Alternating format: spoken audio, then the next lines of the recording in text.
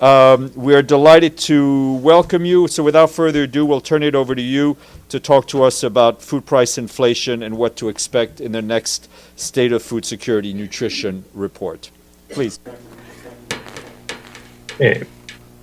Thank you very much, Steve. And today we had a special event to talk about the second part of the SOFI, the State of Food Security and Nutrition in the World, on food prices, causes, consequences, and policy lessons. What we have seen between 2020 and 2024 in the world has experienced a dramatic increase in food prices driven by a combination of unprecedented global shocks. The episodes described in this publication brings up what we call a perfect storm, illustrate how fragile global agri-food systems remain in the face of compounded disruptions. The only time we have seen something similar was around in the 70s. So what are the major events that have combined their efforts to create this situation? COVID-19 pandemic, where governments launch a massive fiscal stimulus and relief programs to protect households and firms, equivalent to around 16% of GDP. This created a pressure on demand side, which resulted in inflation, which create a problem in terms of inflation in developed and developing countries. Then we have the war in Ukraine that exacerbated the situation of prices because of restrictions of mobility of key commodities, given that Ukraine was a key exporter of wheat, sunflower oil, and fertilizers, and also because of restrictions of movement of fertilizers from Russian Federation. The war reduced food exports, disrupted trade routes, and pushed up fuel and input costs, amplifying inflation across the globe. And finally, climate shocks, which frequency and intensity has been increasing in terms of droughts, floods, and heat waves in major producing regions, which has added these constraints. As a result, the food inflation soared a peak of 13.6% in January 2023.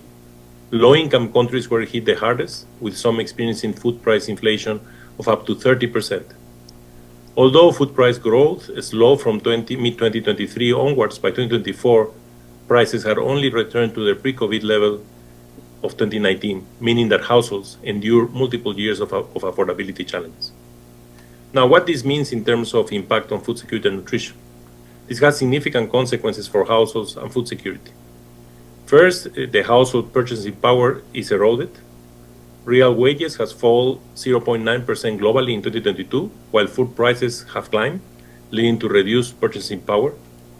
Households responded by shifting to cheaper and less nutritious food, reducing meal frequency and diversity, and prioritizing food for certain members, often men, reducing intake for women and children. So it opened again the inequalities in gender.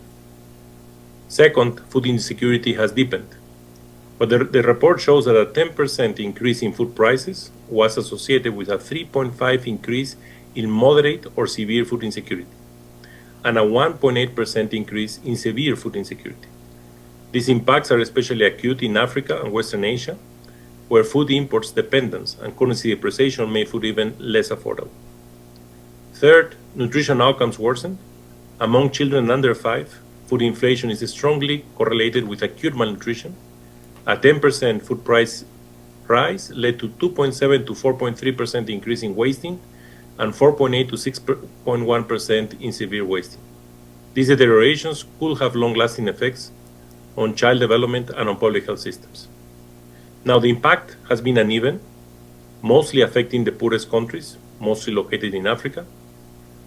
There were some improvements in Asia and Latin America due to stronger social protection and economic recovery. But in low-income countries, we see the numbers to continue to be increasing and therefore affecting the most poor populations. Additionally, countries with food import dependency and weakening currencies face compounding challenges as their currencies depreciated, partially due to the rising global interest rates, and they were forced to pay more for food import price in the US dollars, deepening food inflation. Finally, the report looks at some policy recommendations so that we can avoid this type of problems in the future, and there are 5 policy lessons. First, targeted fiscal support. Well-designed, targeted, time-bound social protection measures are the most effective response to food price spikes. We have seen this proven in the case of Latin America, where we have very strong social protection programs. This will protect vulnerable populations without creating long-term fiscal risk or market distortions. Second, we need to avoid trade disruptions. Unlike last past crises, fewer countries resorted to blanket trade restrictions in this episode. Countries that preserve market openness while supporting vulnerable consumers have better outcomes. Third, policy coordination is necessary. Monetary and fiscal policies must be aligned. Poor coordination risks destabilizing inflation or delaying recovery, as we have seen. Fourth, we need to improve market transparency. And here is where, again, the Agricultural Market Information System, the AMIS, reduce uncertainty, build trust, and help stabilize markets. And these systems should be strengthened, especially in low-income countries. And finally, institutional preparedness. Countries with robust governance structures and pre-existing response mechanisms acted faster and more effectively, and investments in policy infrastructure and institutional capacity is essential for future crisis preparedness. So again, this SOFI underscores inflation can undermine progress. It underlines our vulnerabilities, and it also brings the importance of strengthening resilience, inclusiveness, and transparency to be able to avoid and minimize the risk of these problems. Thank you. Back to you. Thank you so much. Let us now go to questions, and I will start with Edie, followed by Pam. Thank you very much, Maximo. On behalf of the United Nations Correspondents Association for doing this briefing, my name is Edith Lederer from the Associated Press. You mentioned the issue of fertilizer prices.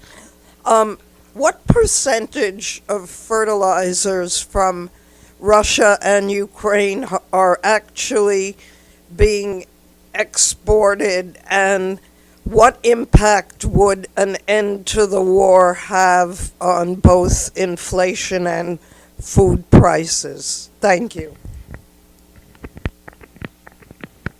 Thank you very much. Nice to see you again. In the moment of the beginning of the war in Ukraine, of course, there was an exacerbation because Russia Federation was the first exporter of nitrogen to the world, plus also there were the restrictions of gas, and that resulted in a substantial increase in fertilizers. Over time, this has been resolved. There was more mobility of fertilizers around the world, and there were also new sources that start to come out. So the situation right now in terms of price of fertilizers has stabilized. But in the case that we see again a restriction to mobility of fertilizers, especially of key exporting countries, because it's a very concentrated market, yes, again, this will affect input prices and this will affect the prices of commodities, of food commodities. One of the more clear examples of the impact was on rice. During the war in Ukraine, rice prices were low because there were enormous supplies. But after a period of time in the next season, because of the high prices of fertilizers, which rice is intensive in use, there was less production of rice, and therefore that has an impact on rice prices after several months of the war in Ukraine. Let me go now to Pam and then Linda. Thank you, Dr. Torero. It's Pamela Falk from U.S. News and World Report. Thanks for the background. There is an offshoot of nutrition groups called N4G, the Nutrition for Growth, that works with the UN. Are you in coordination with them? They appear to have raised, or they say they've raised about $29 billion from development banks and private sector specifically for nutrition programs. How do you interact with them? And then also, just on the report, usually we can get a little sneak peek embargoed or an outline or something before the 28th when it's released. You're talking about it, but we don't have any reference points. Would appreciate it. Thank you. No, sure. Thank you so much. The Nutrition for Growth, there was a summit in France, and that's where there were these commitments that you were referring to.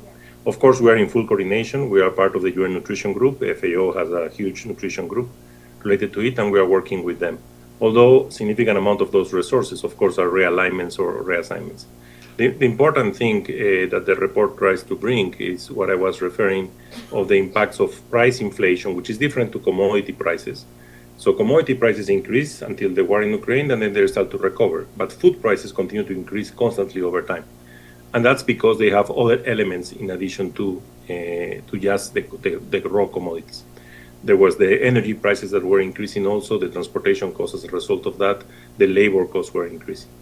Now, what this means, it means that it will affect the quality of what we eat, because if a significant share of my budget is on food and food prices increase, I will basically, as I mentioned before, deteriorate the quality of my diets, and that will have an impact, of course, in nutrition.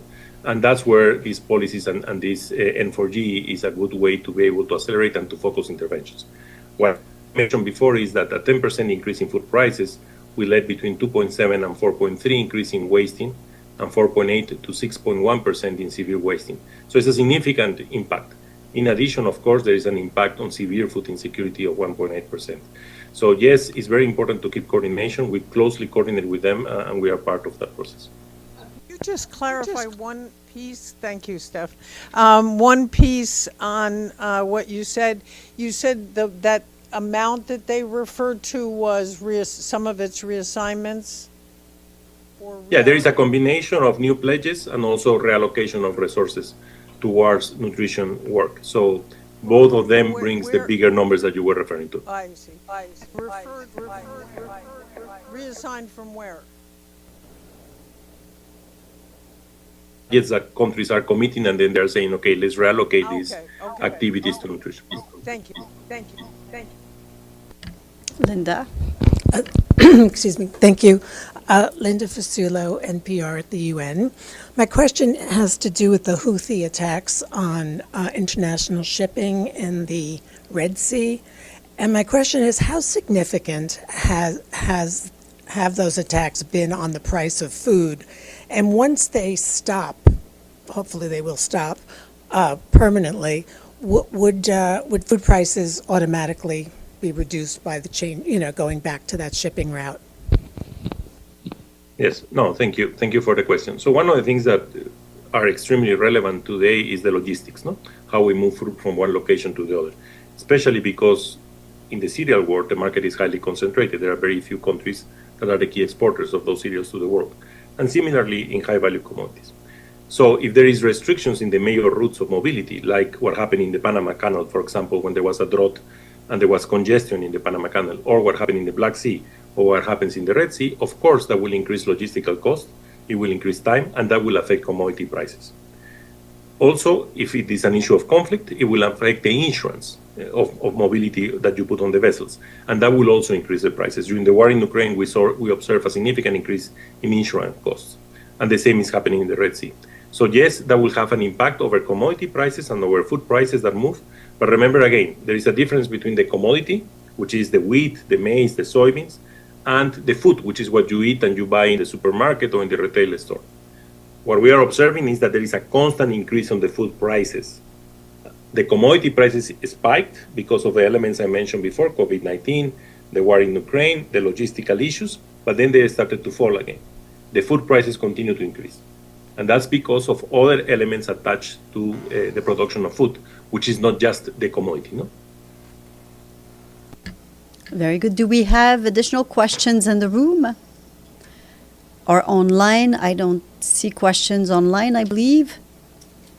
So I think we will wrap up. Thank you so much, Maximo, for joining us once again today. So we had with us Maximo Torero, the Chief Economist of the Food and Agriculture Organization. Thank you so much, and we will watch out for the report. Thank you.